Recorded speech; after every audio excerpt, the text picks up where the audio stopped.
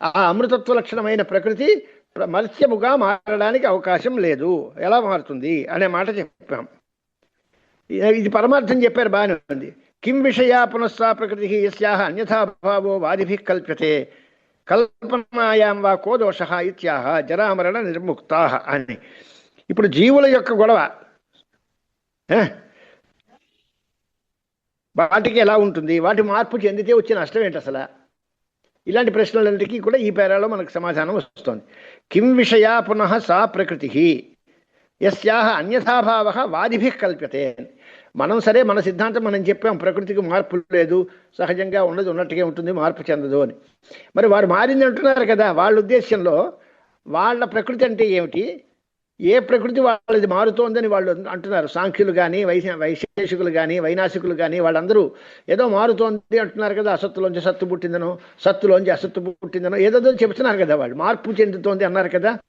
వాళ్ళ దానిలో వాళ్ళు ఏ ప్రకృతిని వాళ్ళు కల్పిస్తున్నారు, ఎటువంటి ప్రకృతికి మార్పుని వాళ్ళు అంగీకరిస్తున్నారు, వాళ్ళ దృష్టిలో ప్రకృతి అంటే ఏమిటి, ఎలా ఉంటుంది, అలాంటి కల్పన చేస్తే వచ్చేటువంటి ప్రమాదం ఏమిటి, దోషం ఏమిటి, ఇది ప్రశ్న.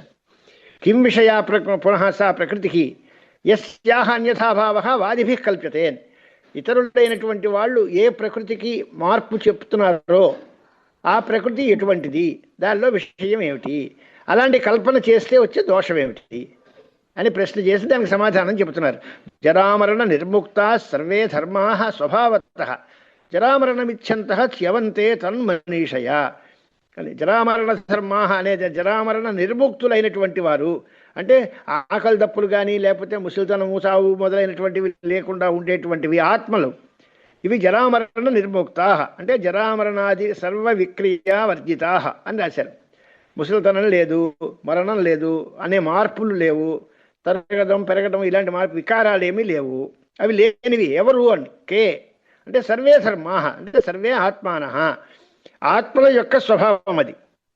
సర్వ విక్రియాశూన్యమైనటువంటి ఆత్మయందు దాని స్వభావం ఏమిటి, మార్పు లేకుండా ఉండటం, విక్రియలు లేకుండా ఉండటం. మీరు దాన్ని కల్పిస్తున్నారు అంటే స్వభావహానే వస్తుంది కదా. ఈ ఆత్మలే మారుతున్నాయి అంటున్నారు కదా మీరు. సర్వే ధర్మా అనే దానికి సర్వే ఆత్మానః అని అర్థం రాశారు. ఇత్యేతత్ స్వభావతః ప్రకృతితః ఏవం స్వభావా సంతః ధర్మాః జరామరణమిచ్చంతః ఇవ రజ్వామివ సర్పమాత్మని కల్పయంతః చ్యవంతే స్వభావతః చలంతి ఇత్యర్థః. తన్మనీషయా జన్మమరణ చింతయ తద్భావ భావిత్వ దోషేణేత్యర్థః. అది వాళ్ళ మతంలో. అంటే ఆత్మ వస్తువు జీవులకి ఆత్మానః అంటే సర్వే ఆత్మానః అని బహువచనం ఎక్కడ చేసినా ఆత్మశబ్దానికి జీవుడు అర్థం. ఏకవచనంగా ఆత్మశబ్దం చెబితే పరమాత్మ అర్థం. అది గుర్తుపెట్టుకుంటే సరిపోతుంది. ఆత్మ అంటే బ్రహ్మ. ఆత్మానః అంటే అన్ని బ్రహ్మలు ఉండవు కదా, అంచేత ఆత్మానః అంటే దానికి జీవుడు అర్థం. సర్వే ధర్మా అంటే సర్వే ఆత్మానః అంటే జీవులందరూ.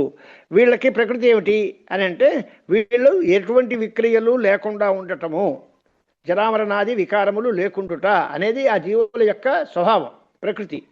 ఇప్పుడు మీరు వాళ్ళు ఏం చేస్తున్నారు, వాళ్ళు మారిద్ది అంటున్నారు. జరామరణాదికులు ఇచ్చంతః వాళ్ళు కోరుతున్నట్టుగా కనిపించి వాళ్ళు స్వభావంలోంచి జారిపోతున్నారు, స్వభావానికి త్యాగం వచ్చేసింది. తన్మనీషయ అంటే అది వస్తుందేమో అని భయం, నాకు జరామరణములు వస్తాయేమో ఆ చింత చేత, తద్భావభావిత్వం అనే దోషం చేత వాళ్ళకి కూడా మృత్యు వస్తుంది లేదా ముసలితనం వస్తుంది అనేటువంటి భయంతో వాళ్ళు ఉన్నట్టుగా కల్పిస్తున్నారు మీరు. ఇది ఎలా కుదురుతుంది అనేది ఆక్షేపం. జరామరణ నిర్ముక్త సర్వే ధర్మా స్వభావతః అది జీవులందరూ జరామరణములు లేనివారు, అది వాళ్ళ స్వభావము. వాళ్ళకి మీ బదులు ఇతర మతాలు వాళ్ళు జరామరణాలు ఉన్నట్టుగా కల్పిస్తున్నారు, వాళ్ళ యొక్క స్వభావంలోంచి వాళ్ళు జారిపోయినట్టుగా కనిపిస్తోంది అన్నారు. దానికి వ్యాఖ్యానం చూడండి.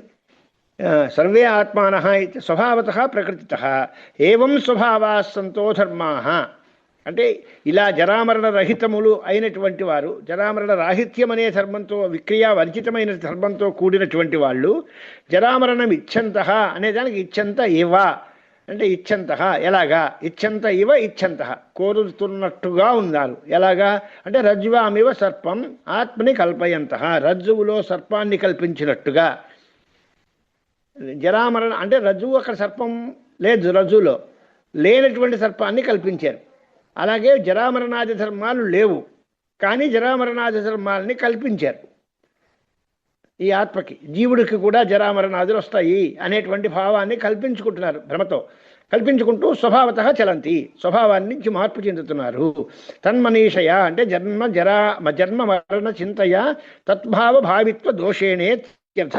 ఈ రకమైనటువంటి తద్భావ భావిత్వం అనే దోషం ఉంది కాబట్టి ఈ రకంగా వాళ్ళు జీవులకి కూడా స్వభావానికి మార్పు వచ్చినట్టుగా చెబుతున్నారు.